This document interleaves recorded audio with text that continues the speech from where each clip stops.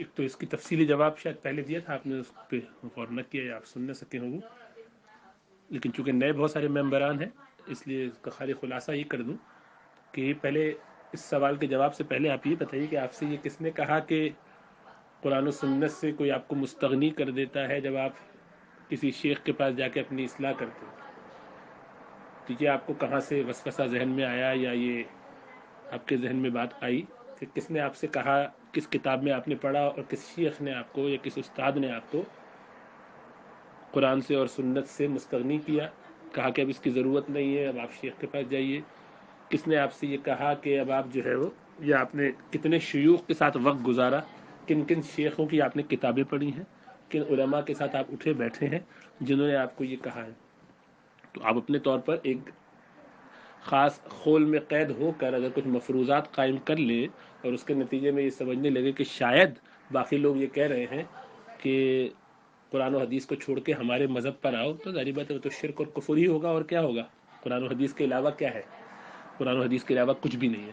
تو جس کے پاس قرآن و حدیث بنیاد نہ ہو دین سکھانے کے لیے، خواہ وہ عقیدے میں ہو یا فقہ میں ہو یا تصوف میں ہو، تو وہ زندقہ ہے، وہ تو دین سے باہر ہے۔ تو آپ کا یہ سوال بہت ہی عجیب ہے، گویا یہ آپ کسی غیر مسلم سے سوال کر رہے ہیں کہ آپ کے پاس تزکیہ اور اصلاح کے لیے جو راستہ ہے اس کی کیا دلیل ہے؟ تو حقیقی بات ہے کہ جو شخص قرآن و حدیث کے بغیر کوئی تزکیہ اور تطہیر قلب کا اور اصلاح باطن کا کام کر رہا ہو تو وہ زندقہ ہے، اسلام سے باہر ہے، اس کی بات ہی نہیں ہو رہی ہے۔ تو یہ آپ سے کس نے کہا یا آپ کے ذہن میں خیال کیوں آیا، یہ کس نے آپ کو سمجھائی یہ بات، یا آپ نے کہاں دیکھی ہے یہ بات، کن شیوخ اور علماء کی آپ نے صحبتیں اٹھائی ہیں، کن علماء کے ساتھ آپ بیٹھے ہیں، کن کی کتابیں اور کون کون سی کتابیں پڑھی ہیں جہاں یہ لکھا ہے؟ مجھے 2-3 معتبر قسم کے حوالہ جات بیان فرما دیجئے تو پھر ہم اس کی تفصیل میں جاتے ہیں۔ ورنہ تو کوئی یعنی ایسا کوئی کنسیپٹ نہیں ہے کہ جس میں ہم آپ ڈس ایگری کرتے ہوں کہ قرآن و حدیث بنیاد نہیں ہے۔ میری سمجھ میں نہیں آیا آپ کا یہ سوال، اور چونکہ یہ آپ سوال پہلے بھی کر چکے ہیں اور اس کی تفصیل سے جواب دیا بھی جا چکا ہے،